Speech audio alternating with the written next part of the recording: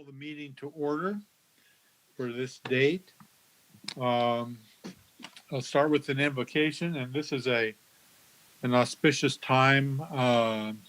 I've given a lot of thought to this, and I think that most of our prayers today have to go out to our first responders, our firefighters, our police officers, the people that are out there trying to keep us all from burning up. So I'd like to send out our prayers and our best wishes to those hardworking folks. They're doing yeoman's work that most people are not in a position to do to help. So God bless those people.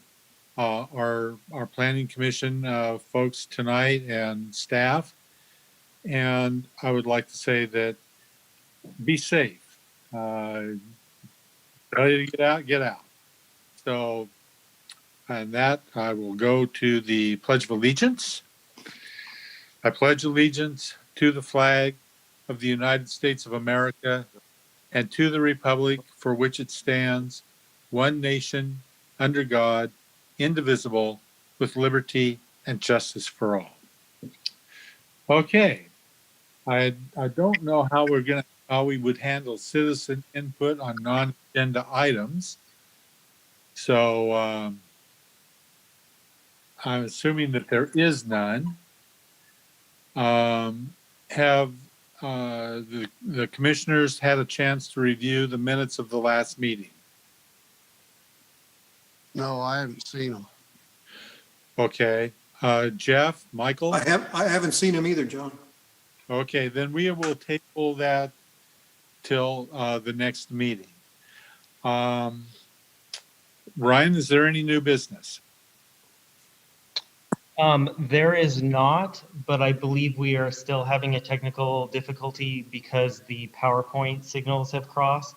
So if you'll just bear with us for one moment. Okay, I could try to do my Rodney Dangerfield impersonation. I'm really terrible at it. I don't get no respect.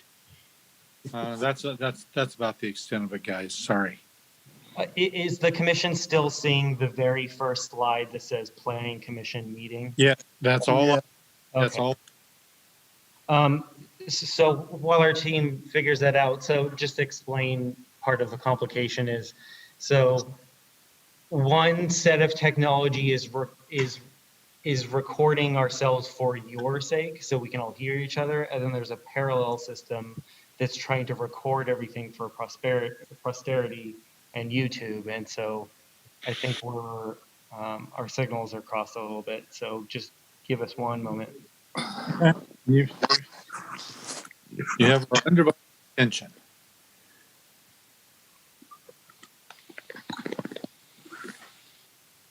So, Larry, is Georgia playing football this year? Yeah, they opened the 26th with Arkansas. Ah, well, it's a very confusing year so far. So, yeah, sorry about that.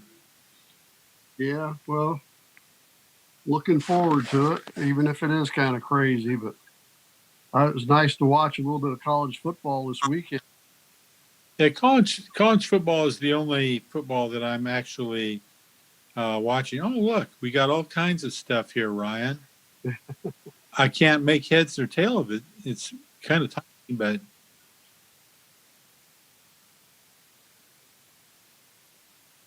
I'm sure you'll keep going and let us know.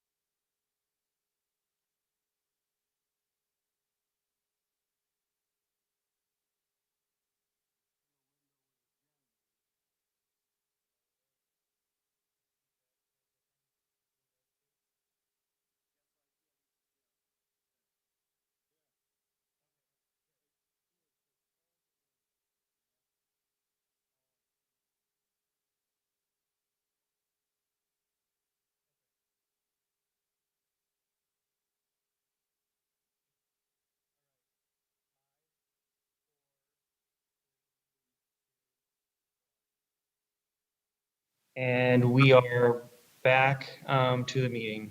Thanks for being so patient. No problem. There we are. We did the invocation. We did the pledge. Um, Citizen input for non-agenda items, none. The minutes for the May 11th, 2020 Planning Commission meeting, I got them, but I don't think that anybody else got them. So I think that we will table those until the next meeting. Does that work for you, Ryan? Sure. Okay. No new business. And so we'll move directly ahead to the public hearing. And to testify, people are required to contact the recording secretary no later than noon on the day of the meeting. So that's passed. So this is to consider a request to construct a multi-faceted project, the expansion of the Hope Village South Campus, developing 160 new senior residential units. Proposed building types will vary from duplex cottage homes to 3-story buildings with elevator access. That would be DR 20-01, CUP 20-01, and PUD 20-01, MOD 20-05, Hope Village South Campus expansion. So, the matter presently before the hearing body requires. Are we still good? Good. Yes, I think there's a few people that need to mute themselves if that's possible.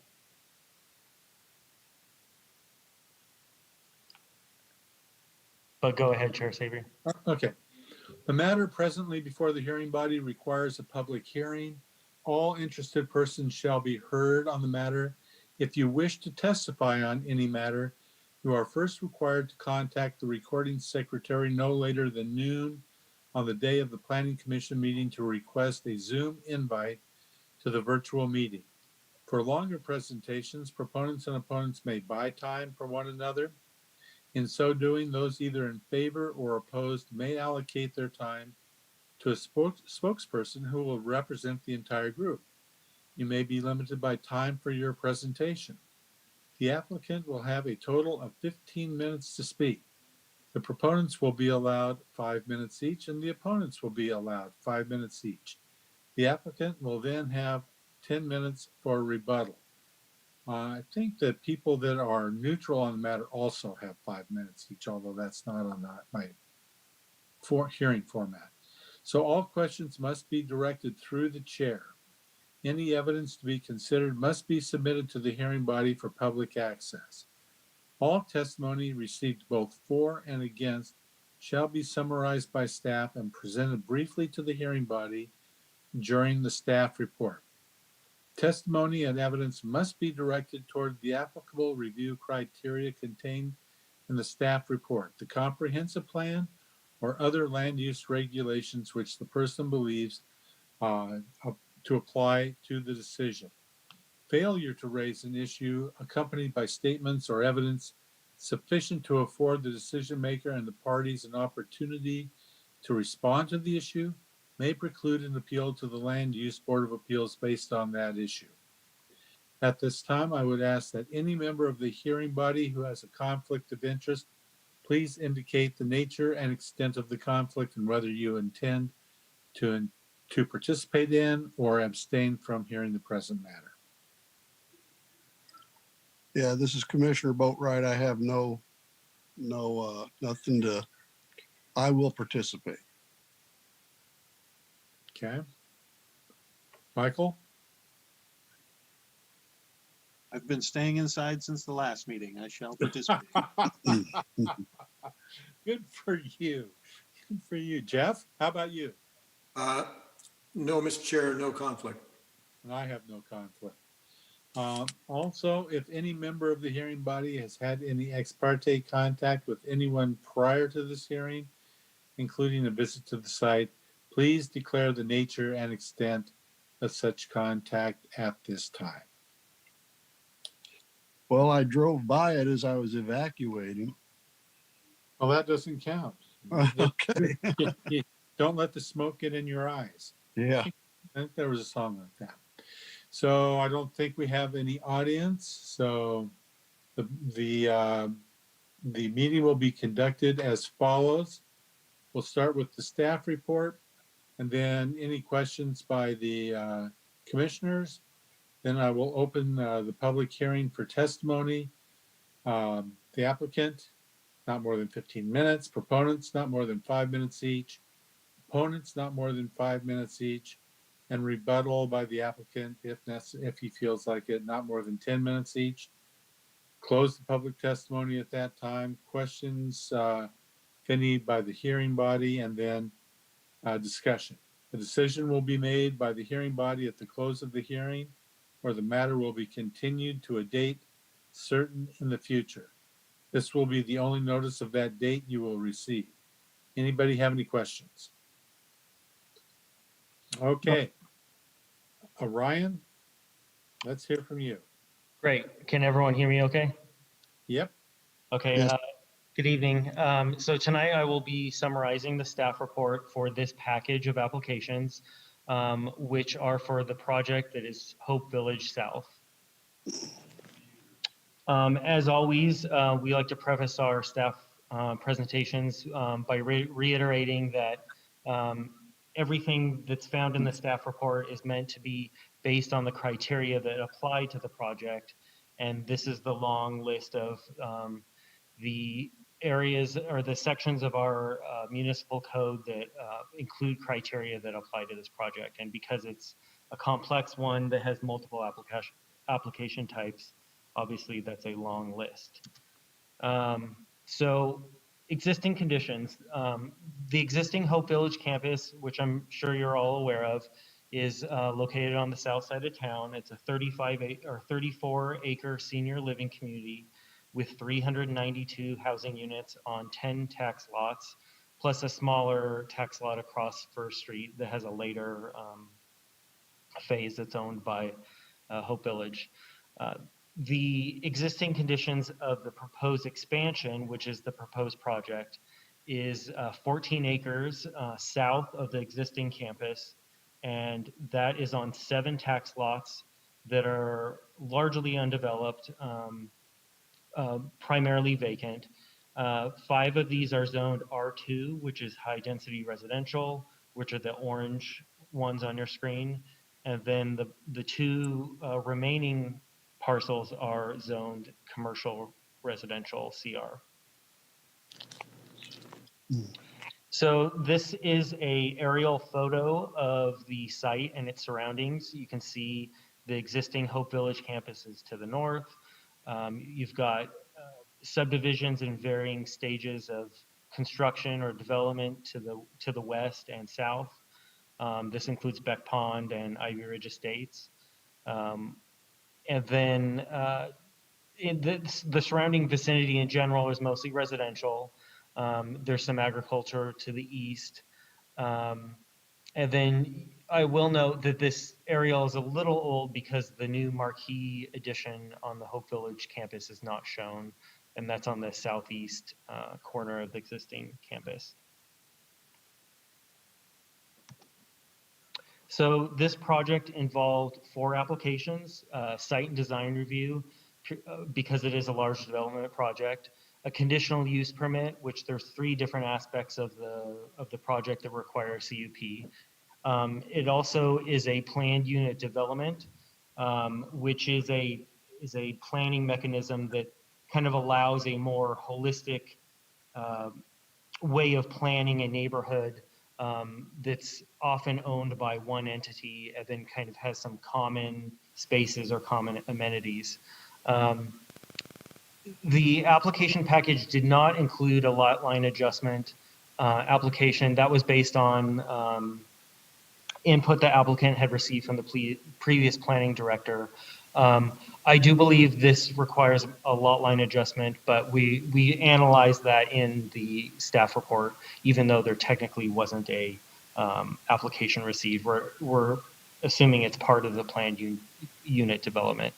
And then lastly, there's a modification to the existing planned unit development, which covers the existing Hope Village campus. And that's because we've got some lot lines that are moving around a little bit.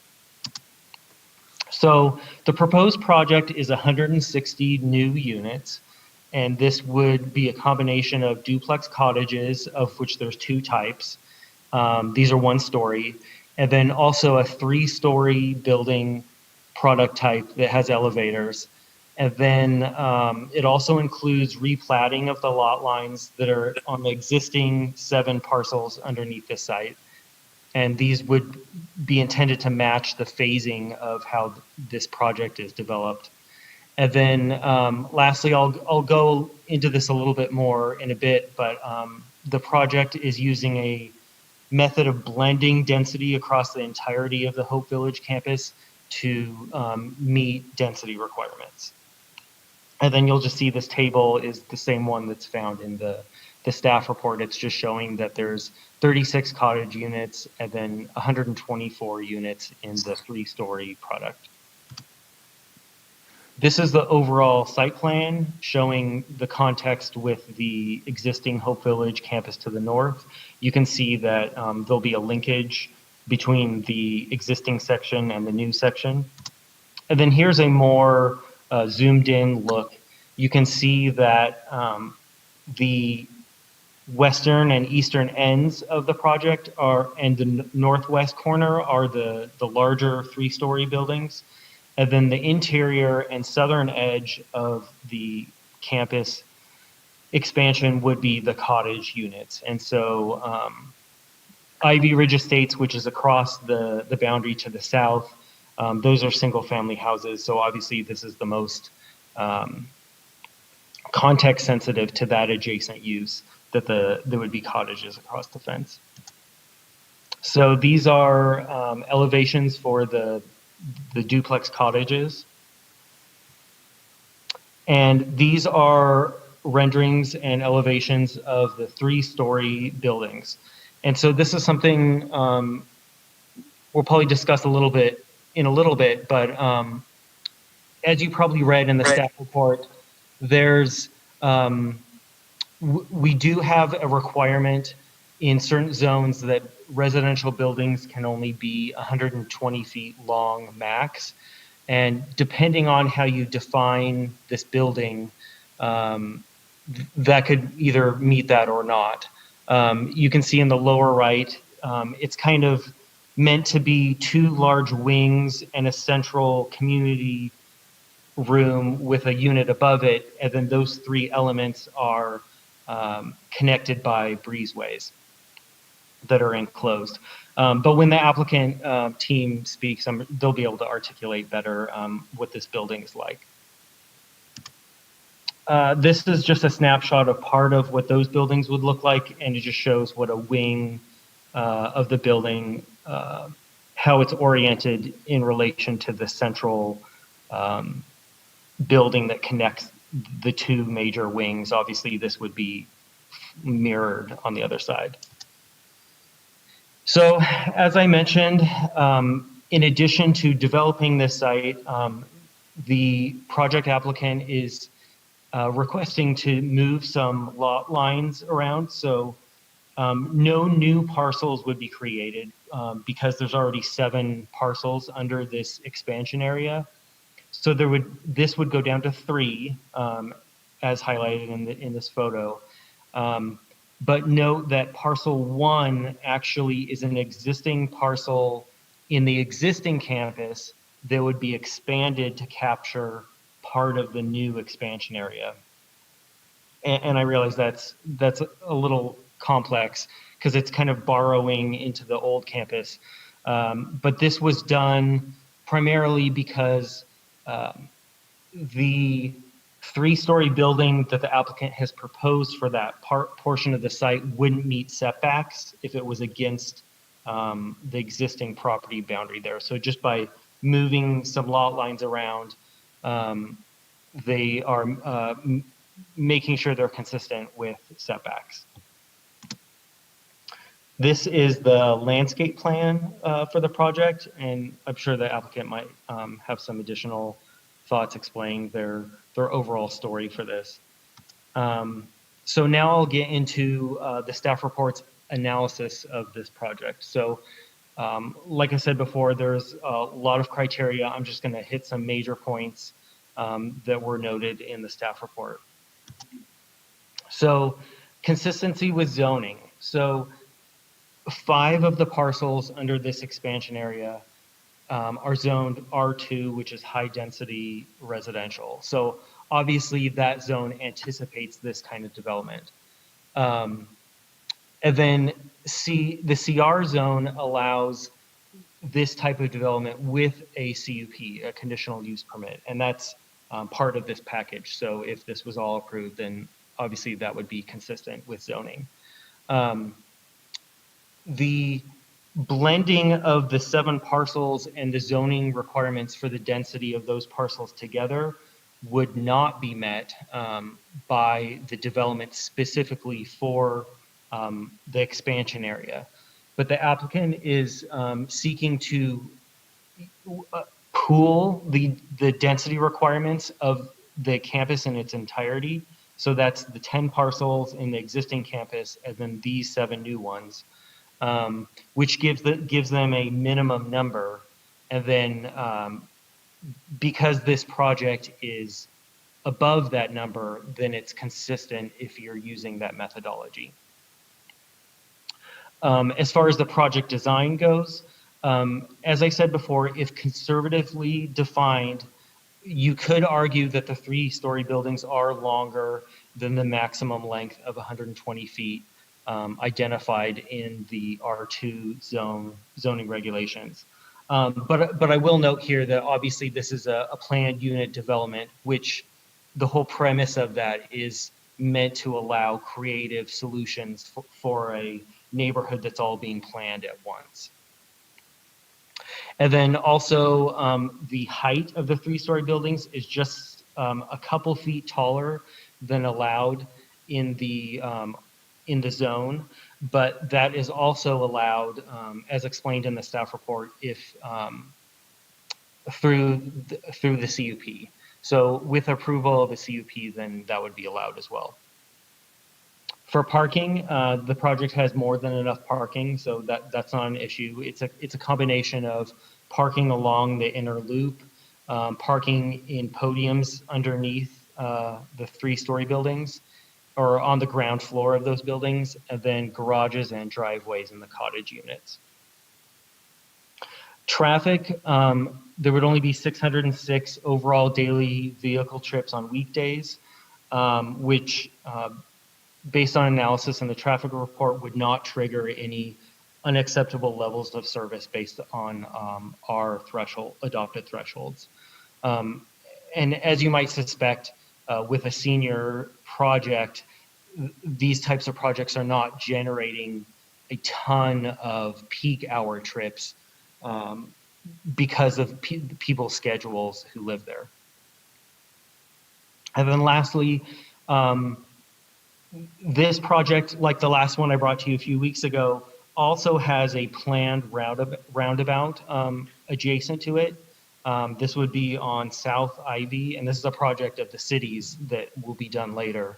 But the project has been designed to be consistent with that future roundabout, and I just wanted to note that here, that they've left room and they will be dedicating space for that future improvement.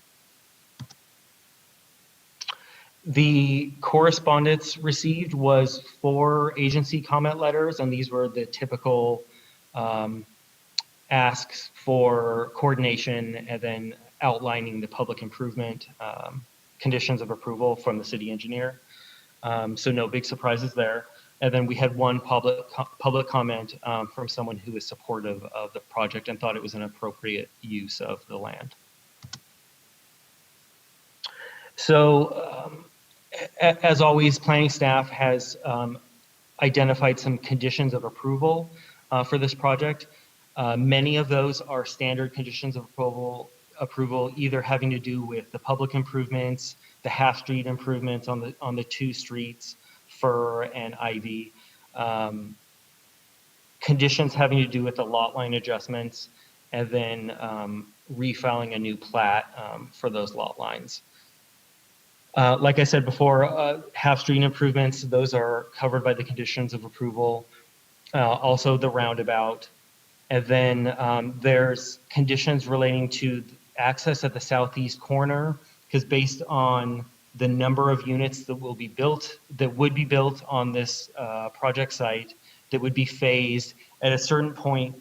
Once it goes over 30 units, then they have to have a second access. And so the conditions address the timing of them adding access to the site. There's also some conditions that ask for some additional documentation. The landscape calculations was something that's required of the applications, and then some clarification on bicycle parking. And lastly, I wanted to note, we do not have conditions related to the building design. So it will be up to the Planning Commission to have a level of comfort with the length of those buildings that I talked about, and their suitability for the site and the vicinity. I personally don't think there's any way to condition those buildings to be different without completely changing them. So I just wanted to note there was no conditions identified for that. So to sum up, based on the application submitted and the facts and findings and conditions in the staff report, planning staff recommends that the Planning Commission approve applications DR 20-02, CUP 20-01, PUD 20-01, and the modification 20-05. And I note here that the staff report identified some caveats to the staff recommendation, not because staff doesn't like the project, but we just wanted to, because the PUD allows some flexibility in the standard or the development standards that are allowed for a project like this. So we just wanted to highlight the ways in which this this project is inhabiting a little bit of a gray area. And I just wanted to highlight a couple of those. The first was the aggregation of or blending of density. That's not something we always do or often do in Canby, but it's not explicitly prohibited in our code, and it is a PUD, so I think it does make sense. And the previous two planning directors, when they were speaking with the applicant in earlier stages of this project, felt that that was an appropriate way to calculate density for the campus. The caveat to that is this is one of our last pieces of R2 land, and planning staff felt they would be remiss without mentioning that ideally you would want to max out your high density capacity if you have limited space around town that's zoned in that zone, because we don't have a lot, and most of it is developed under the minimum density that it's now zoned for. But staff also acknowledges that this is an expansion of an existing campus, and obviously it's tied into what Hope Village has already done successfully on the rest of the site, and so we acknowledge that it's an appropriate expansion of what's already out there. The other thing I wanted to mention just really quickly is split zones. The lot line adjustments for this project would create split zones. This is not something that planners generally like to do. We do have some split zones elsewhere in town, a couple of them. We've actually talked about finding ways to get rid of the split zones, because it does add some ambiguity when you have a tax lot or parcel of land that's half one zone and half another. But as I've mentioned before, this is a PUD, and PUDs sometimes do pool different types of zoning to fulfill a greater vision for a piece of land. And then lastly, the site and design matrix. I had noticed or noted in the staff report that the project was just below some of the minimum scoring for the site and design matrix. But today the applicant team actually sent over an updated matrix and said that they had tweaked the project a little bit so that they could meet that. So I just wanted to note that. So that's my long list of caveats, but planning staff recommends this project, and we are here to answer any questions that you might have. Thank you, Ryan. Any questions from any of the commissioners?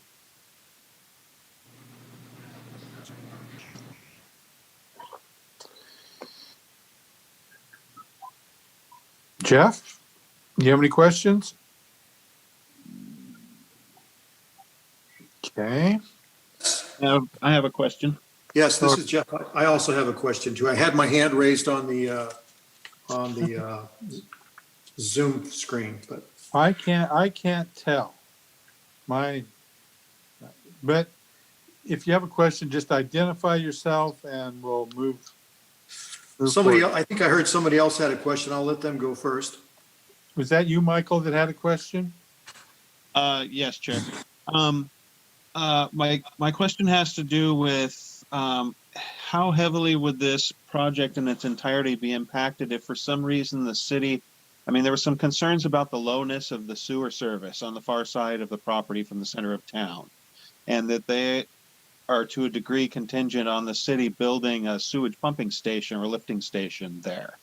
Do they expect, I mean, is that pretty much a budgeted and done deal as far as the city is concerned? And we expect that to be done without any hitches going forward, COVID budget situations notwithstanding?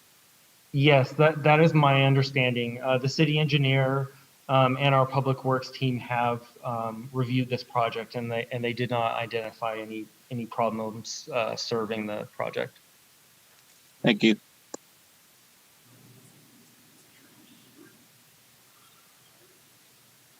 Okay, Jeff, you want to go ahead with your question? Yeah. I'm sorry. I'm sorry. Yes, Jeff. Yes, if you had a question. Thank you, Mr. Chair. My question, I guess my first question I'll ask is the density blending calculation that's being done for this new PUD in relation to the old PUD. You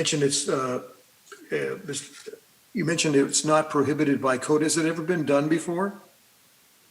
I'm not aware of if it has, but I've also not been here that long, and we don't currently have a planning director with any institutional knowledge, so you'll have to forgive my limited history. I'm not sure, but I have in my past life as a consultant seen similar projects where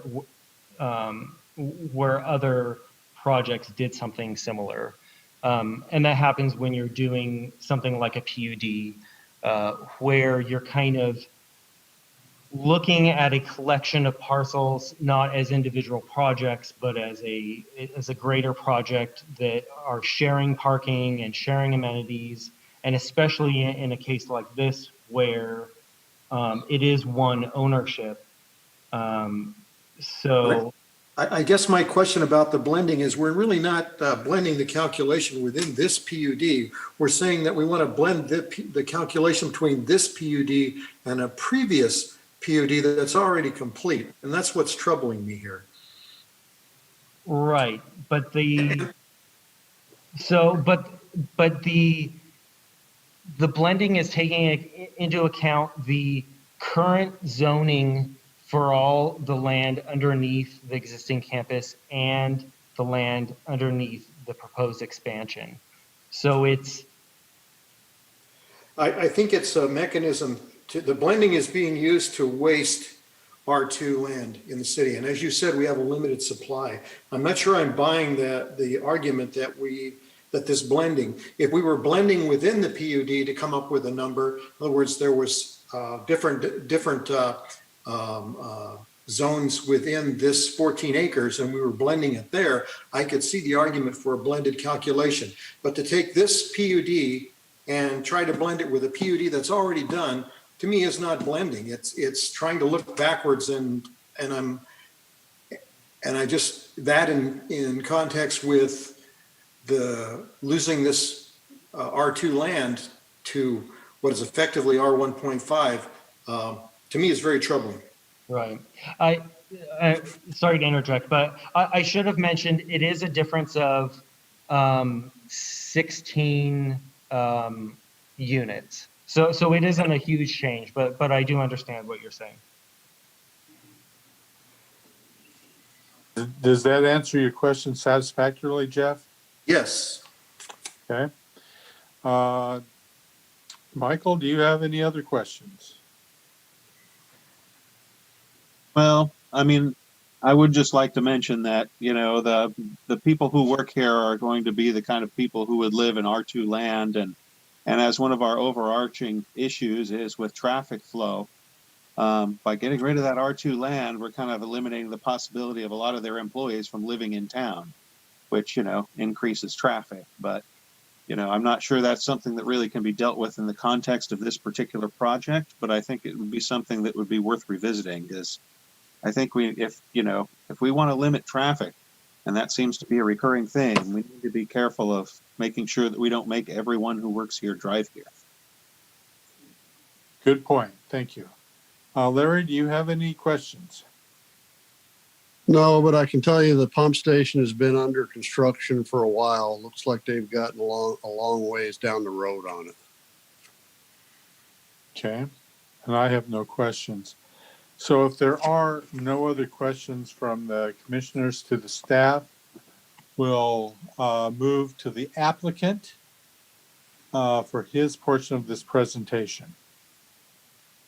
Thank you. Can you hear me?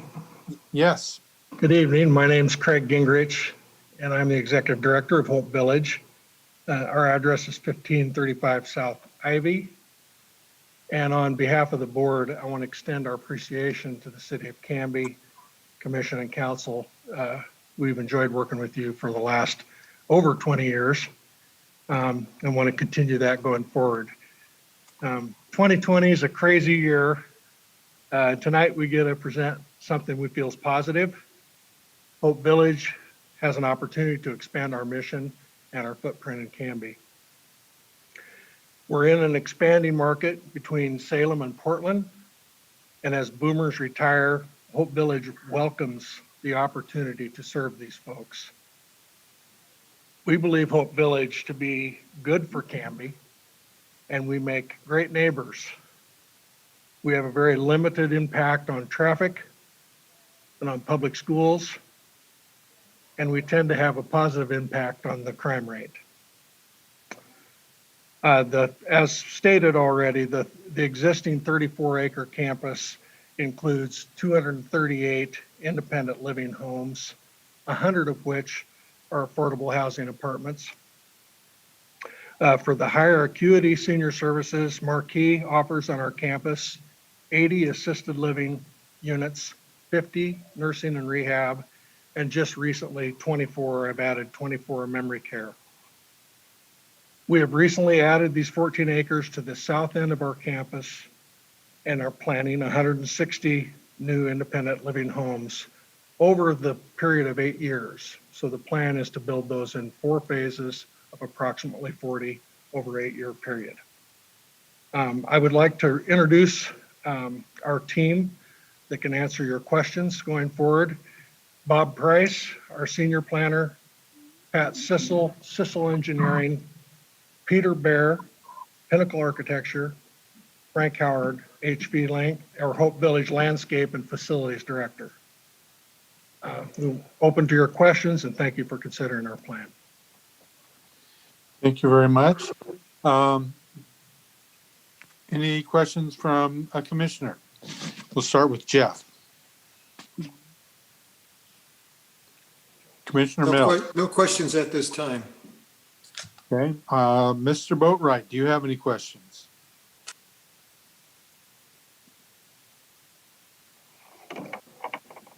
No questions, John. Okay, thank you. Michael, any questions? No questions from me, thank you. Okay, thank you very much. Then we will move to other proponents. Are, Ryan, I don't know, do we have any other people that want to speak in favor of this project? We do not. Okay, were there any opponents that would like to speak that you know of? No, there are none. Okay, and hearing none of that, I'm assuming that there will be no rebuttal. So at this time, I will close the public testimony. Excuse me, Oh, sure. I'm Bob Price, the planner for the team here at Hope Village, and we do have a little presentation that we'd like to make as a tag on to what Craig said. Okay, We can belay that additional presentation if you're willing to take a positive vote right at this very moment. but But since you're probably not, I'd personally like to see the presentation. okay, here we go. My name's Bob Price. I've been a consulting planner to Hope Village for about 12 or 13 years. And this particular project started with annexation of the parcels that comprise our south area. We started annexing the first of those parcels with an agreement with the property owner about 6-7 years ago. And one by one, we've annexed those parcels to the city of Canby with the approval and assistance, if you will, of the property owners. And we are now the proud property owners of all 14 acres since they've been annexed and are ready to go. The first PUD for this particular project was done back in the 80s when Hope Village first started.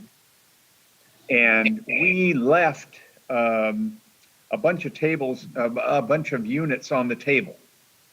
And because this is an expansion of the existing campus and thereby an expansion of the existing PUD, the number of units that we left on the table to begin with are being taken advantage of, if you will, in our south area, so that we can have a blended project with similar densities throughout the entire campus.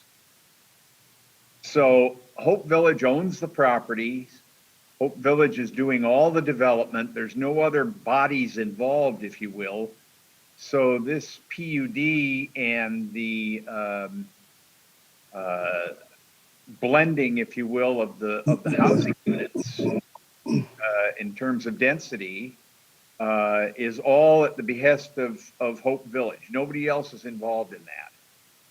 And hopefully that means something to people. This isn't just project A, B, and C. This is Hope Village becoming a greater part of Canby.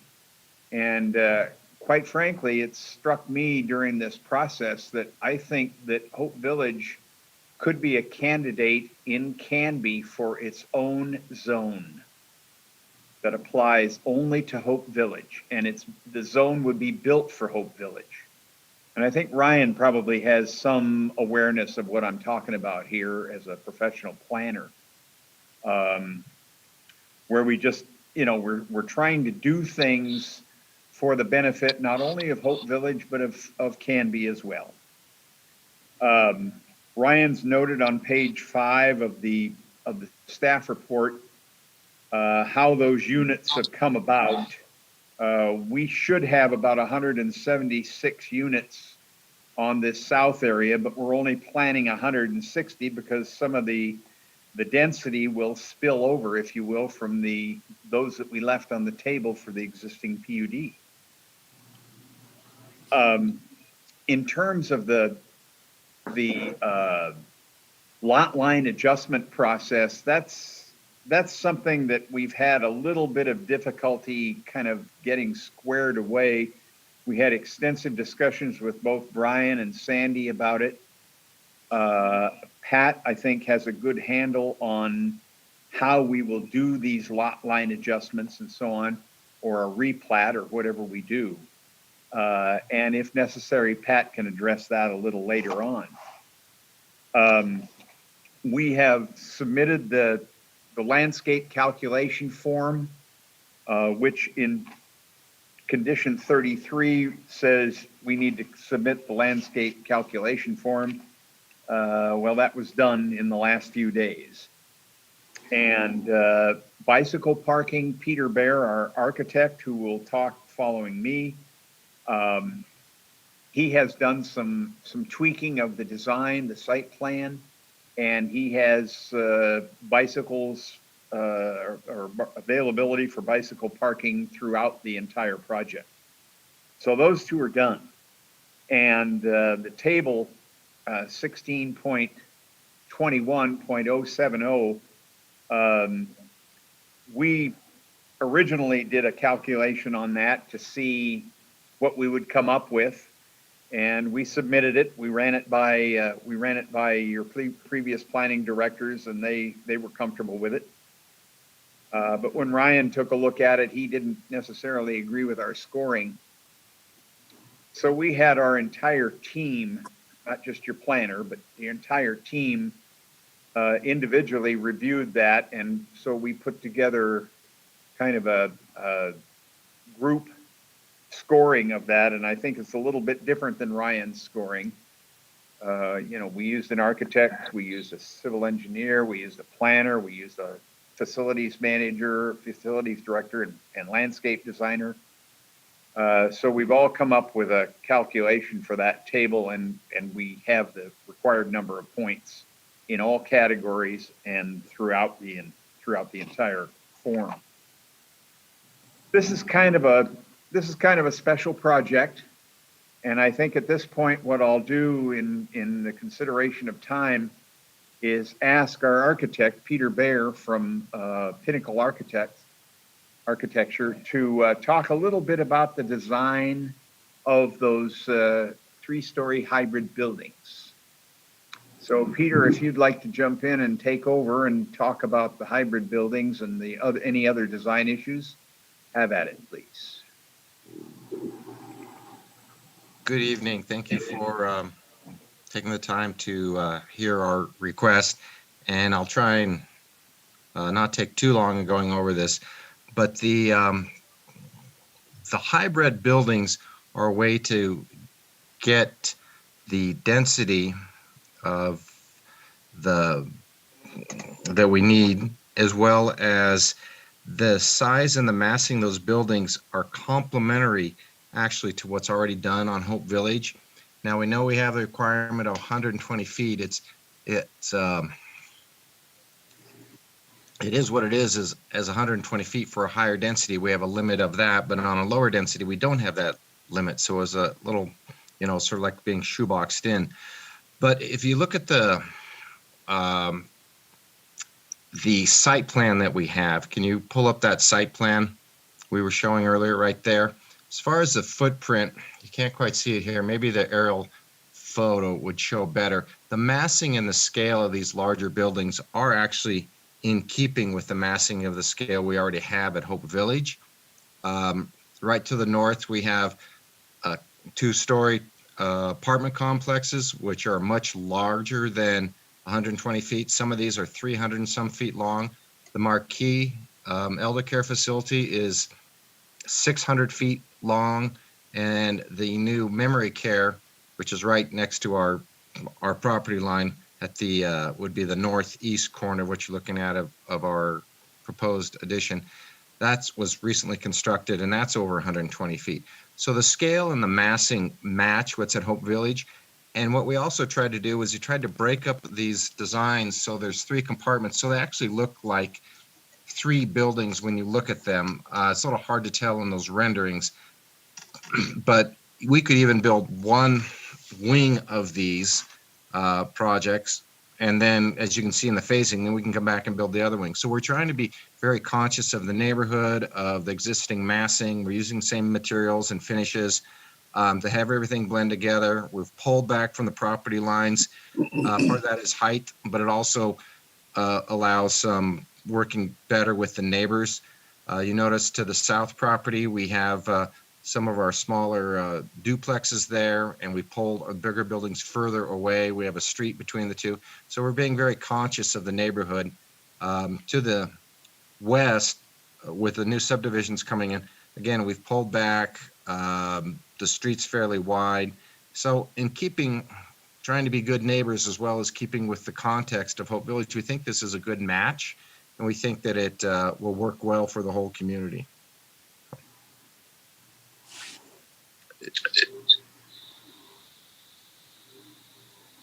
Good evening, planning commissioners.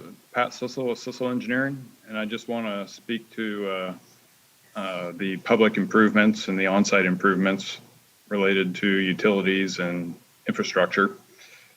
So Hope Village has worked with the city of Canby to this point and dedicated easement along South Ivy Street to facilitate the extension of the sewer line across the southern expansion frontage.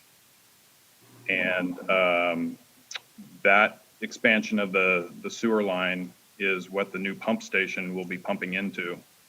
So as Commissioner Boatwright mentioned, the sewer is in along the new Hope Village frontage of Ivy Street already, and the pump station work is well underway. For the first phase of the project, which will be in the northwest corner, that sewer is in place already.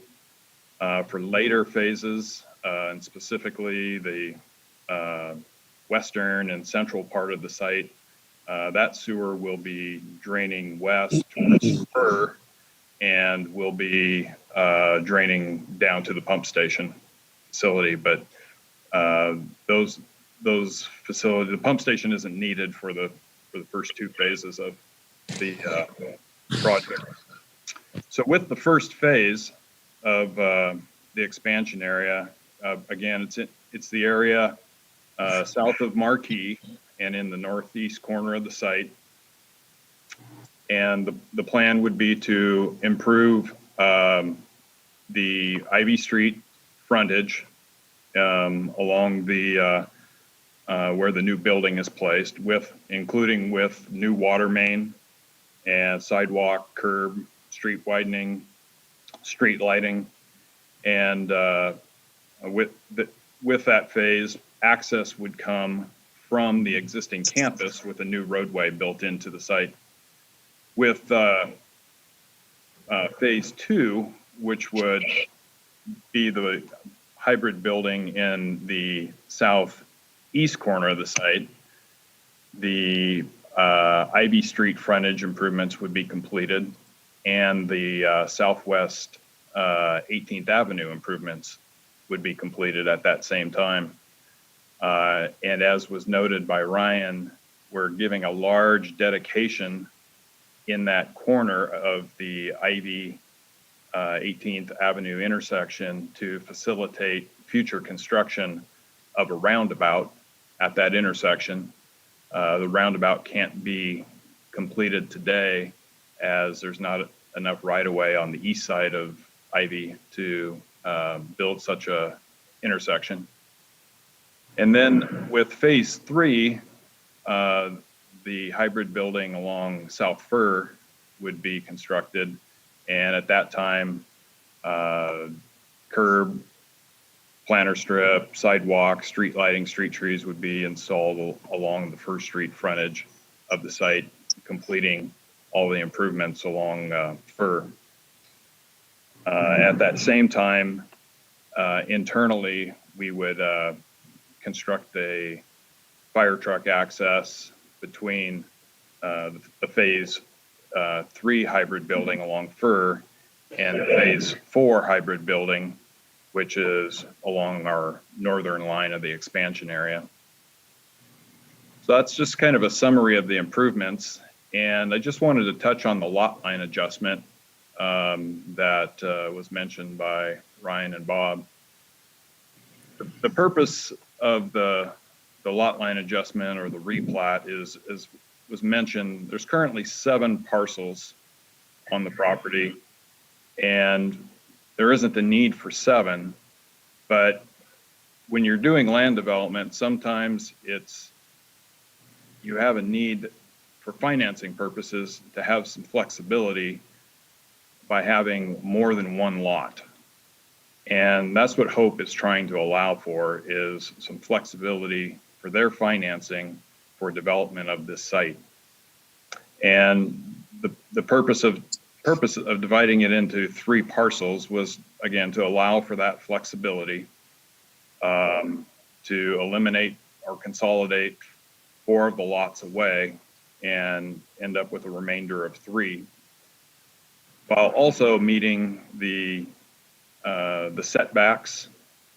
And as Ryan mentioned, parcel 1 is a combination of part of the southern expansion area and one of the lots in the existing Hope campus. And the reason is that the building has been moved up tight to the northern property line, and there are building code issues as far as architectural issues regarding setbacks from a property line. So that we didn't run into an issue with building code, we've moved the lot line to the southern side of the building. And as you can see on this map, where in large text it says parcel 1, that hybrid building would be on that lot, combined with the Cascade apartment house that exists to the north on that same lot. But the building, the lot lines are done in such a way that all the buildings on the campus meet the setbacks of the code.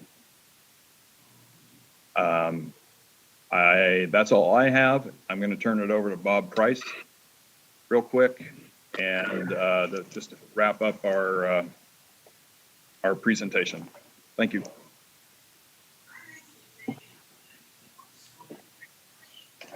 Excuse me, I'm Bob Price again, the consulting planner for Hope Village. We could have made this presentation go on for quite some time, because there are a lot of good points to this project, and we'd like to point them all out. But we're not going to do that right now. We're assuming that you've read the staff report and you know Hope Village, and so we'll just kind of leave it at that. The last thing we want to do is to mention that some of the conditions that have been included in the staff report are not necessary, or need to be revised. Let's put it that way. Number 3, Pat worked with Hassan Ibrahim on a revision of that, and Hassan was going to send that to Ryan. The same applies to condition number 14 about the wells. The existing wells on the property were for agricultural purposes, and we want to use them for irrigation. We don't want to use city water for irrigation. So we want to keep those wells. And Hassan has said he would send a revised condition number 14 to Ryan for that one. And, number 33 says that we have to submit the landscape calculation form, which we've already done. So there are a number of things that have been done already that will kind of take some of these conditions out of play. But regardless, that's kind of for us to deal with Ryan on as we move forward. Based on that, we're going to cut off our presentation at this point. We thank you very much for your attention and consideration. And we ask for approval of all of the applications that we have submitted for this particular project. And we look forward to hitting the ground running on this starting tomorrow. So we'll be happy to answer any questions you might have as a team here. So all you need to do is to kind of ask whoever you want to ask and we'll answer. Okay, thank you, Bob. Any questions from any of the commissioners regarding the additional information that we got during the presentation? This is Commissioner Boatwright, and I have no questions. Thank you. Jeff? I have more questions for staff, but none for the applicant. Okay, thank you. Michael, do you have any questions for the applicant? None from me, thank you. Thank you very much. At this time, we will close the public hearing, and I will try and get back to my agenda. Okay. Then discussions, we will have discussions between us now. So, Mr. Boatwright, what are your thoughts? Well, since I live in the same neighborhood as Hope Village down the street off of Redwood, just close to 13th, it's a really nice neighborhood. It always looks great. They take good care of it. As far as the 3-story buildings, those are all, I believe, well, I might be wrong, but I don't think there are any assisted living buildings in this new. I think they're all independent living apartments and cottages. So there probably wouldn't be any employees that would have to go there to take care of anybody that I know of. So that in the density issue is not there for me because it's just a good facility. It's taken well care of. The people that live there are older and quiet, no problems. It looks great. I'm in favor of it. That's all I have to say. Thank you, Commissioner Boatwright. Commissioner Mills? Yeah, I've got several questions, Mr. Chair, and I'm willing to yield back anytime for other questions from other folks. During the presentation, the applicant mentioned that this is an expansion of an existing PUD, not a new PUD. I asked staff, is that correct? Or is this a new PUD? Can everyone hear me? Yes. My understanding is it's sort of a hybrid of both. But the modification is really just about moving the boundaries of the lot lines in the existing PUD, but the new PUD is kind of superseding it by looking at the whole campus as a whole and calculating density based on the whole campus. Okay. Does that answer your question, Jeff? Not really. I guess I'm still puzzled by what we have here, whether it's new or whether it's a modification. I hear both terms being used, and to me, it's kind of critical. If we're talking about modification of an existing PUD, then the density calculation makes sense. Let's put it all together. If this is new, I'm worried about setting a precedent for a new PUD. I understand this gets back to the applicant's suggestion that maybe this does need its own zone, because I'm fearful of taking one PUD and lumping it with a previously completed PUD and saying, yeah, but these two together are okay. But our new one isn't. And so that'd be a concern I have. I'm not sure. I'm looking for an answer from that. Unless staff has more input, I'm happy to hear that, of course. Okay. I guess I also had some questions about the hybrid buildings. When I look at them in plan, I clearly see, yes, it's 3 buildings. But when I look at the rendering, it looks like one massive building. And my concern is when I look to the east of the development, looking outward from the development, I've got low density residential to the west, and I've got R1.5 to the south. And some of the folks on those lots, I believe, out near Ivy and 18th are going to be presented with that hybrid building and almost full frontal view. Similarly with future low density across from the hybrid building that fronts Fur. So I'm concerned about saying it's okay to have a 315-foot building. In plan, it looks pretty harmless, but when you actually see the rendering, it looks like a massive building when all three buildings are put up. You think that making this its own zoning zone would solve those issues in your mind? I think it's something I think it's a point worth making, but I don't think we're not gonna address that in tonight's meeting. We're not gonna create a zone for them. I don't think we can do that. I guess where I get to is, I'm looking at this in context, not just with inward looking at how it looks to people that are living within the village, but I'm also concerned about how it looks to the people that are going to be living around the village and what kind of what perspective they're going to have. And it looks like a fair number of them might have big, tall buildings looking at them, and even with those, we're still short on density. So I guess I'll leave it at that for the moment and yield back to the chair. Okay, thank you. Commissioner Hutchinson, what are your thoughts? Well, I've had people staying in parts of the campus for some post-surgery rehab.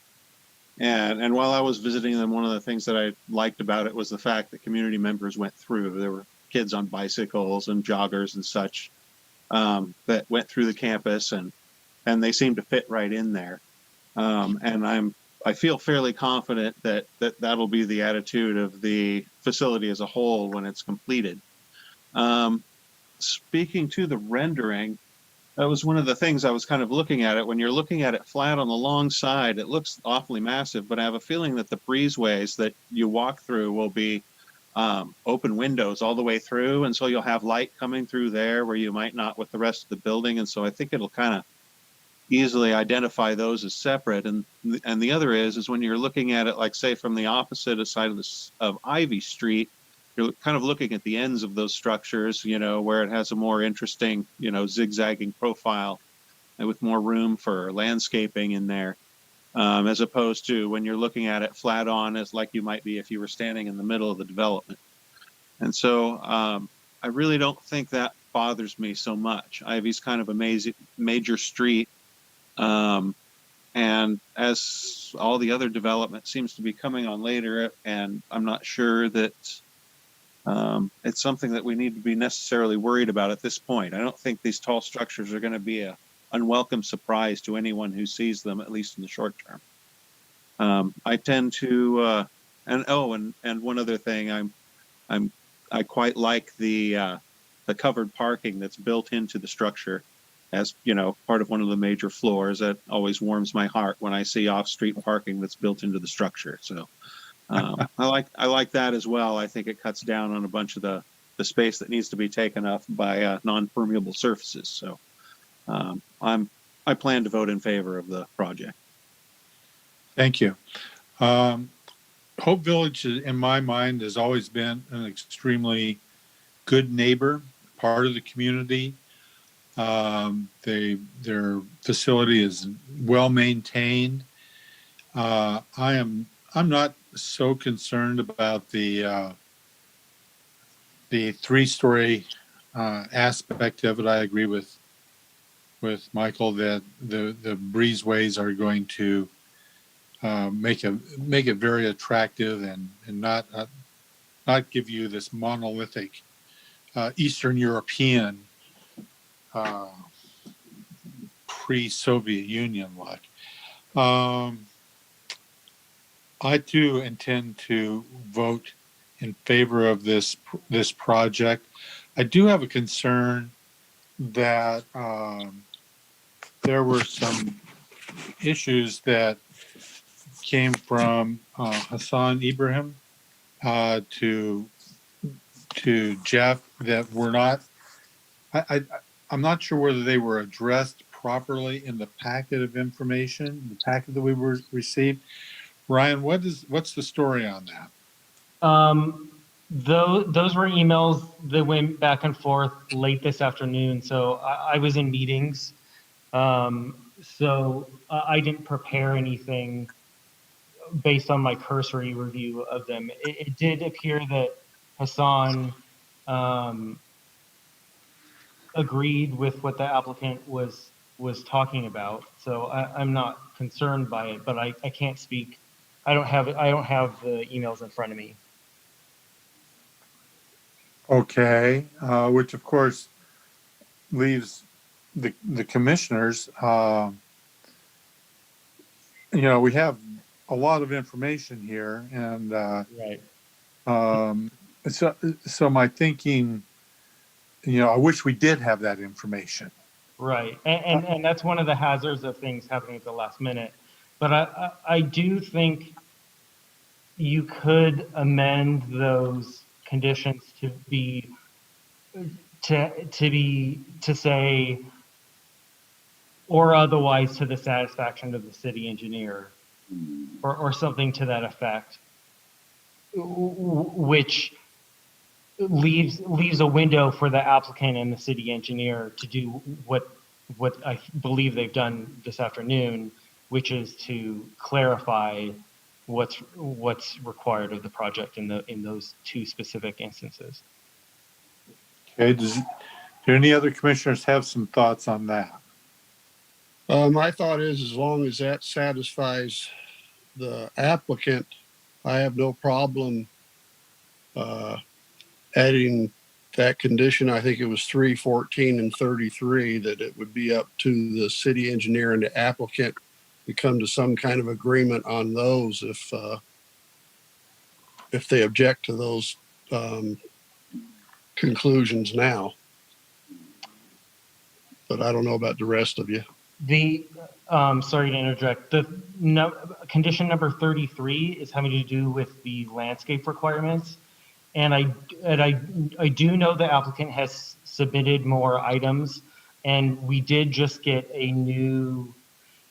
So I think the landscape plan was submitted to the previous planning director and as a hard copy, separate from the main submittal, and so I didn't see it until late last week, which is not necessarily the applicant's fault, but because I didn't vet those the landscape calculation and the landscape exhibit, I just kept that in that it will allow us to just confirm as the additional steps of the project went forward that we could just verify that those were met with the understanding that they obviously probably are.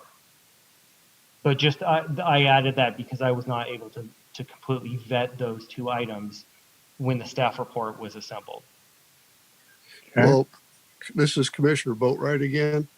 This is Ryan. Would you be, if we were to strike those three conditions, 3, 14, and 33, since you've had a conversation with Mr. Ibrahim, would that, I know that would be okay with the applicant, but is that okay with the commission? Well, 33 from staff point of view, I would prefer we kept that one. I don't think it's not going to require anything additional from the applicant if they've already submitted those items. But Lainey has just pulled up the emails from Hassan, and it'll just take me just a few seconds to read through them. I apologize, and then I will pipe back in as soon as I've read them. Okay. So why don't you go ahead and take a minute to do that, and we'll hang on for that brief period of time and before we move forward. This is Commissioner Mills. I guess I'm less inclined to start striking out conditions, and especially if the condition's been met. I mean, to strike it out, if the applicant has met it and it's in there, I don't see that the difficulty in that. Okay.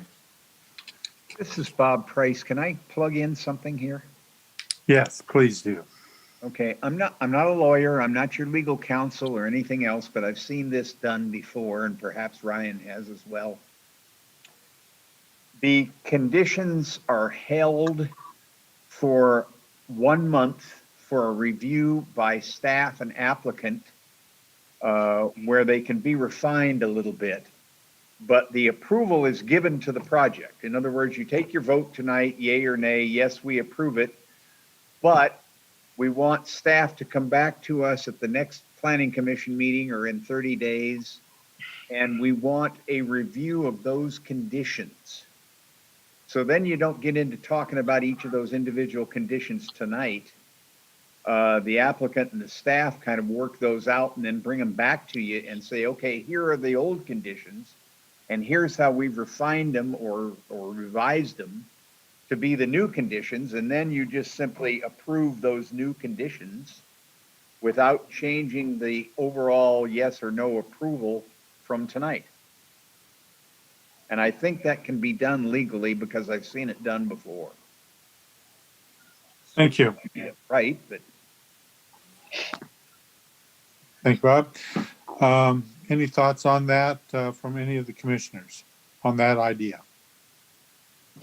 Well, this is Commissioner Boatwright again. I mean, I'm ready to approve this project, so whatever they are willing to do, I'm ready to vote yes. So don't worry about me. Okay. Commissioner Hutchinson, how are you feeling about this? My tendency would be to go with whatever the staff feels is best at this point. Okay. Commissioner Mills. I've never seen that kind of delayed conditional approval in my 10 years Okay. on a planning commission, so I'm reluctant. Okay. Chair Savory, I'd be happy to go through the 3 minor adjustments to the conditions of approval that were in the email chain today. Okay. Good to see you again, Pat. It's been a long time. Good to see you too. So yes, if you could go right ahead with that. The first one is condition of approval 3 discusses improvements to South First Street and mentions a 4.5-foot wide planter strip, while condition number 4 discusses improvements to Southwest 18th Avenue, and it mentions a 5-foot wide planter strip. They're both local streets. They should both be designed to the same improvement. So I was just seeking a clarification from the city engineer as to whether it should be a 4.5-foot planter strip on both streets or 5. And he agreed that both condition 3 and 4 should be consistent with a 4.5-foot wide planter strip. Okay. My second issue was condition of approval 13, which discusses dry well requirements. Part A, under condition of approval 13, says the UIC structure's location shall meet at least of the 2 conditions. There is a word left out, and that is the word 1. Part A should read, the UIC structure's location shall meet at least 1 of the 2 conditions. Okay. And the city engineer said correct on that. And my last one was condition of approval number 14, discussed abandonment of wells. And it reads, any existing domestic or irrigation well shall be abandoned in conformance with OAR 690-220-0030. It's Hope's intent to keep 1 or more of the existing wells for irrigation. And this condition as written would prevent that. It wasn't the city engineer's intent to require the wells to be abandoned. His intent was that if they were to be abandoned, that they should be abandoned consistent with the Oregon administrative rules. So we agreed that 14 should read, any existing domestic or irrigation wells, insert the words being abandoned, shall be abandoned in conformance with OAR 69220-0030. And this is something that you and Mr. Ibrahim have It was documented, and Mr. Ibrahim replied to me and Ryan, and copied it to Laney as well. okay. So you guys are in agreement on that now? Yes, we are. Just Okay. minor clarifications. Okay. And as far as the landscape calculation form, it's been provided. I don't think it concerns us if it's left in as a condition of approval. Okay. That's fine. Commissioner Mills, does that answer or allay any of your concerns? Yes, it does. On number 33, 3, and 13, it alleviates all of my concerns. Number 14 is the one where I have a problem. I think the commission or the planning department needs to hear from the city engineer on this directly as to why, because I'm still curious why this is, you know, I understand if we're abandoning wells, yeah, they should be handled properly, but I want to make sure I understand why this requirement is there, if that's the only reason or if there's another reason. Okay.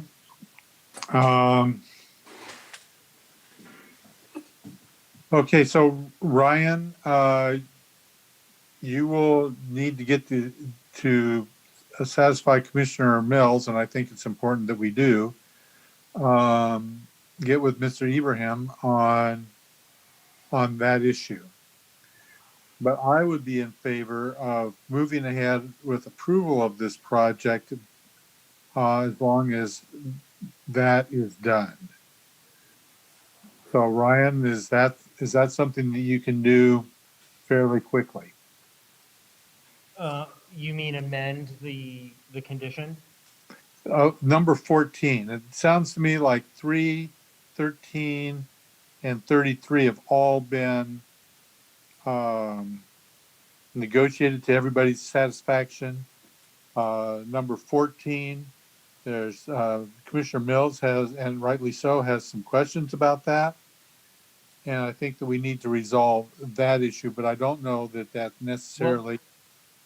In the email from the city engineer, he did change that. So it's changed to any existing domestic or irrigation wells being abandoned shall be abandoned in conformance with OAR, and then it goes on as originally written. So what Mr. Sissel said, that is how the city engineer modified that condition.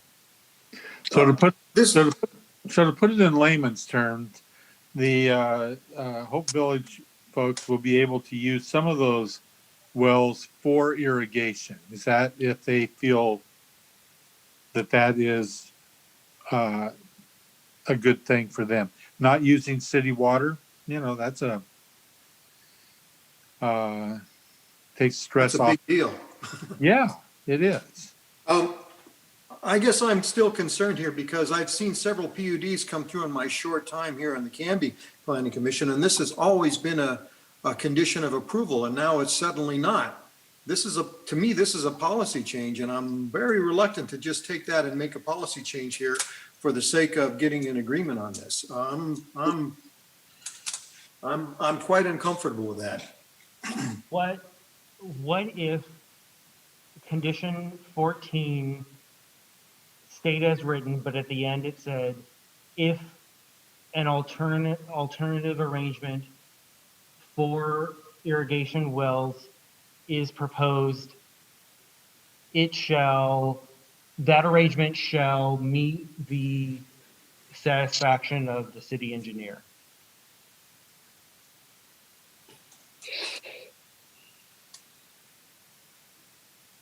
Mr. Mills? Ryan, can you read it again, please? I'm sorry. I don't have it written down, so let me try again. Well, speaking of, this is Mike Hutchinson. I'd have to say I prefer rules as as opposed to deliberation, just Right. so that we're guaranteed to have it the same for everyone. You know, it would be nice if we could just, I mean, and along with that is it's like, I'm pretty sure that it's law that all of the septic has to be decommissioned. And, you know, and part of the law is that your sewer system ends at the city line. But I'm pretty sure that you can pull irrigation water wherever there's a permit to do so, whether or not you're hooked up to the city water. You know, I mean, I don't see the wells as they're existing being something that's on the same level as a septic, which, yeah, you got to get rid of it. Right. Pat, you looked like you were going to wanted to interject something there. I'm certainly willing to, Chair Savory. Again, the intent of the city engineer wasn't that the wells had to be abandoned. This is a boilerplate condition for him to some degree, and it's used on a number of projects. And he included it on this one without the thought that it was Hope's intent to use some of the existing wells for irrigation purposes. There are certain things that you have to do when you use wells, and you have domestic or city water on the same project. Often there's an RP device that's required to protect the city's water system, and that's fine. We'll work with Canby Utility on providing all the infrastructure that needs to be provided. We have used wells for irrigation on other projects in Canby in the past. In fact, Hope Village has how many? 2 existing wells on their existing campus. Some of the schools in Canby use wells for irrigation. So it's not super common, but it's not unheard of and not uncommon either. And again, I did have that email exchange with the city engineer, and he agreed that it wasn't his intent to abandon them, but if they are being abandoned, let's make sure they're abandoned according to the Oregon administrative rules. Thank you, Pat. Commissioner Mills, I'd be happy to clarify that any more if we need any more clarification. This is Commissioner Mills. My concern is it's a de facto change in policy for the city that we're agreeing to for the sake of your project. And I've had background, I've raised concerns about having 40 some odd conditions of approval where written code would be better served. This is a classic example of that, where we've been living off of conditions of approval that are the same or boilerplate, as you say it, for each project, but they have been consistent, and it has been applied in all the PUDs that I've been in. I've only been on this commission a couple of years, but that's been a consistent requirement. Now, all of a sudden, it's not a requirement. And that causes me a concern, because I'm not sure you deserve that. I mean, you guys have a great facility. You're good neighbors. I do not mean to disparage you at all. We'll find a way to do this, I'm sure. But what I'm looking at here is trying to protect the code and the integrity of the city's code and its control of the property within the city. And so when you hear me raising concerns, that's primarily where I'm coming from. It has very little to do with the great project you're proposing and the improvements to the city. Thank you. I appreciate your compliments to the project. I just wanted you to know, I wasn't aware of any code, city or otherwise, that would require Hope Village to abandon wells. And I had a conversation over the phone with Hassan Ibrahim, city engineer, regarding this. And I asked, is there a code that requires Hope Village to abandon the wells? Is that why condition 14 is included? And he said, no, it wasn't my intent. That's just the way the condition had been written, had been used. There's no code that is requiring the wells to be abandoned. That's why he agreed to the change. Understood. Thank you. Thank you, Pat. Any more, excuse me. Any more questions for Mr. Sissel? Did that answer your question, Jeff? Commissioner Mills? Um, I'll bring up one other thing, and this gets back again to the character of the PUD in this case, where we're going to, I think we've talked about the F cottages not complying with our code.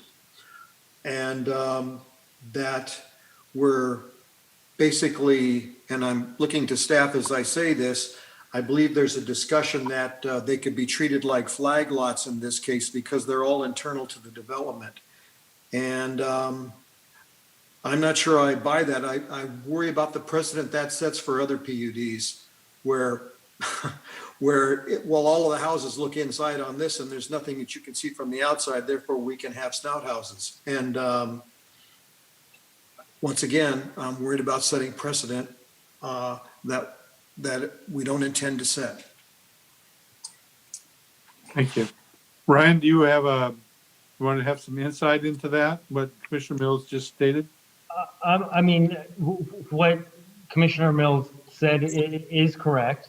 If these were single-family houses in a normal subdivision that all face the street, and we were doing site plan review of the individual houses, we wouldn't allow the garages to project that far in front of the main facade of the residence. But we also acknowledge that this is I don't know that it sets a precedent just because Hope Village is such a unique situation. And I do believe there are existing units in the existing Hope Village main campus that have a similar setup. Someone from their team can correct me if I'm wrong.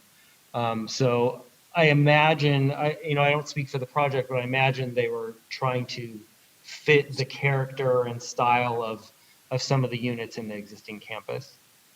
But previous builds. And it is true that because the project is inwardly facing, the staff report acknowledges that does give us some more leeway to consider that the applicant has a grand design for the types of units that they're picking within the interior of their site. And you see no danger of setting a precedent for other non-specialized PUDs with that? Honestly, I don't really, because normally any other non-seniors project would probably have the unit on public streets. And when that's the case, then that requirement would kick in and we would enforce it that way. But this is just it really is a campus. And so there's some different ways you can interpret those requirements that are a little more conducive for the campus Okay, environment. thanks, I don't know. Ryan. Okay. No, you've answered me. That's very helpful. Okay. Do we have any more questions for staff or for the applicant? Okay, then let's proceed to vote or make a proposal on this. Does anybody want to step forward? Mr. Boatright. Okay, I motion that we approve DR 20-01, CUP 20-01, PUD 20-01, MOD 20-05, Hope Village South Campus expansion. Do I have a second? I second. This is Commissioner Hutchton. Thank you. All in favor say aye. Aye. Aye. Any opposed? Yes, this is Jeff. I'm going to have to vote against. Okay, thank you. So the motion passes. And so then we will move to Let's see. Bear with me for just a second. So our final decision, Mr. Boatright, will you again read that for our final decision? Yeah, I moved. And sorry to interrupt, if you are amending the conditions per the city engineer's follow-up comments, then if we could just mention that, and then the final findings will reflect that. Okay, Mr. Boatright. Yeah, I move that we amend the conditions as the city engineer has proposed in his emails. All in favor, say aye. Aye. Opposed? No, Okay. So our final decision, again, Mr. Boatright. Yeah, I move that we approve with modifications by the city engineer's emails to the conditions, DR 20-01, CUP 20-01, PUD 20-01, MOD 20-05, Hope Village South Campus expansion. All in favor, say aye. Aye. Aye. Aye. Opposed? no,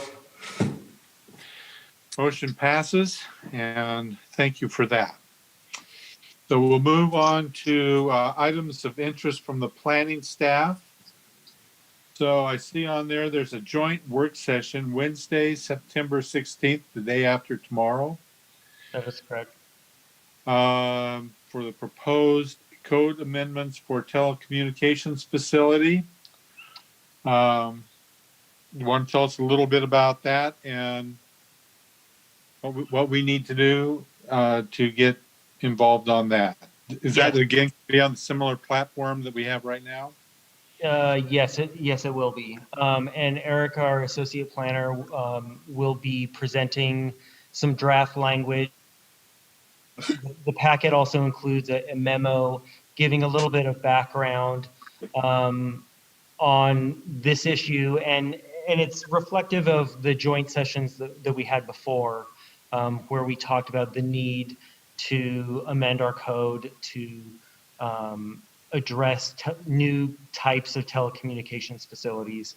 And like those conversations discussed, it'll address both the public realm, in the public right of way, but also facilities that are located on parcels that are not in the public right of way.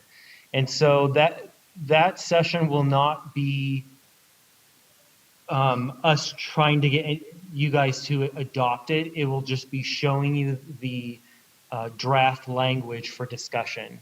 And then there will be another time in the near future where we'll bring the final language of the revised code for the Planning Commission and then later the City Council to adopt. Okay, thank you. I will be able to attend that session as of right now. Things change, but I will be attending. Mr. Boatright, Mr. Mills, Mr. Hutchinson, are any of you going to be able to attend as well? This is Commissioner Boatright. I won't be able to be at that meeting. Okay. This is Commissioner Hutchinson. I should be able to make it. Okay, thank you.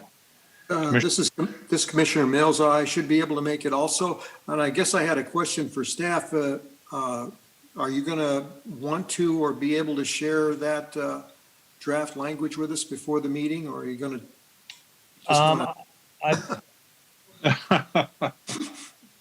Lainey says to check your email and that she just sent it. Oh, okay. Okay, thank you. Moving along to traffic study work session planning. Yes, so this item was after our last meeting where we discussed the Baker Center project, and we had a lot of discussion about how much traffic is too much traffic, where do these thresholds come from, how are we planning for the long-range future of all these cumulative projects. And so we're having internal discussion with the interim city administrator and the finance director, and then our traffic consultant, DKS, on holding a session for this body where the traffic consultant comes and explains a lot of those things that, you know, they can explain it a lot better than we can. Sure. So we just wanted to let you know that that's in the works, but we haven't attached a specific date to it yet. Okay. Brian, I would caution you on, as you're planning for this work session, in the past, we've rarely had these work sessions, and they're rare, and they shouldn't be.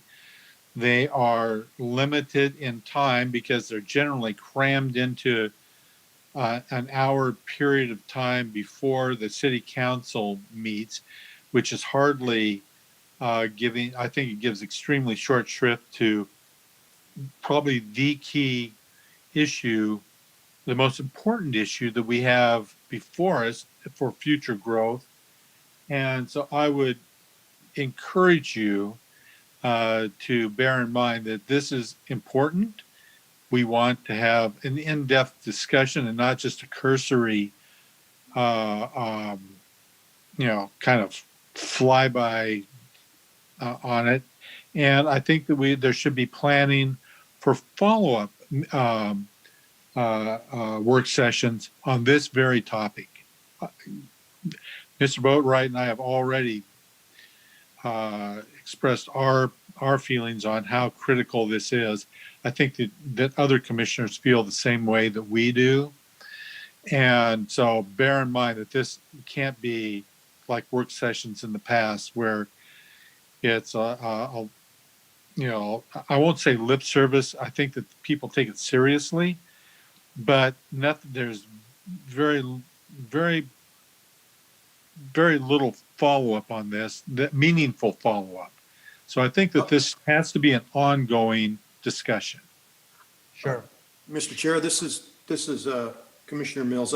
For staff, I guess one of the things that I'm not sure how much I agree with what the chair has said on the traffic and congestion situation. Certainly it can be a problem, but I guess what I would offer is that I'm wondering if the city should be headed towards, or if it indeed it already has established what the acceptable level of service is for the city.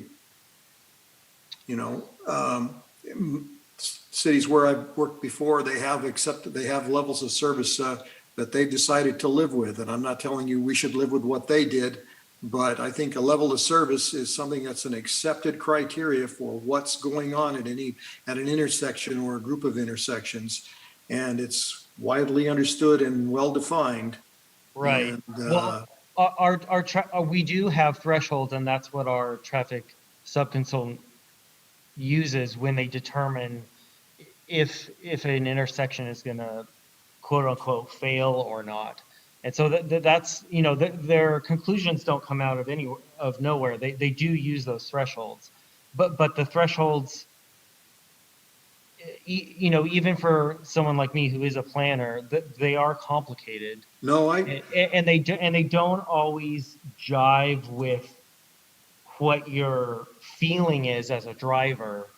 And so I think that's one of the purposes of a work session like this would be to hear from someone who's an expert on the subject. And also, if you know, if we're planning a comp plan update in the next couple of years, which I think we are, this is something that is going to be crucial when we're looking at what land uses we plan and if we're going to expand our urban growth boundary or any of that stuff. So I think our consultant will definitely want to hear what you folks have to say, because it is part of a longer term effort, and maybe our thresholds do change as part of the comp plan update, and that'll maybe a piece of that, because the TSP is part of our comp plan. So I see this potential work session as an opportunity to discuss a lot of those issues. Okay. Thank you. Then the next item is the transportation system plan update for the Walnut Street expansion. Yes, so I don't have a detailed update on this except for DKS has drafted a amendment to our TSP to reflect the Walnut Street extension. And so the background to that is we, as you know, we've shown a new potential industrial connector road from our industrial park to 99E for quite a while, but the alignment that's being planned now doesn't exactly reflect the alignment that was shown in the TSP. And if we want to be able to use SDC dollars, and I'm definitely not an expert on using or not using specific pots of SDC money, but your TSP needs to reflect the actual facility that you're going to be funding. And so this amendment is just really a small amendment to our TSP that our consultant is working on that's going to show where the Walnut Street extension is actually going to be so that we can fund it. Okay. And then we have our next regularly scheduled planning commission meeting on Monday, September 28th. Correct? We're still on for that? Right. I'm checking with Lainey. Do we have any items for that? So that may be canceled. Okay. You'll let us know. We'll let you know. To be determined. Okay. Any items of interest from any other commissioners to the staff? Nope. Commissioner Mills. No, thank you. Yeah, thank you. Commissioner Hutchinson. None from me. I'm finding myself looking forward to Wednesday a bit. Okay, me too. I'll entertain a motion to adjourn. I motion that we adjourn. Commissioner Boatright. Do I have a second? I'll second that. Commissioner Mills? Thank you. All in favor say aye. Aye. Aye. Opposed? Okay, we are adjourned. Thank you, Ryan.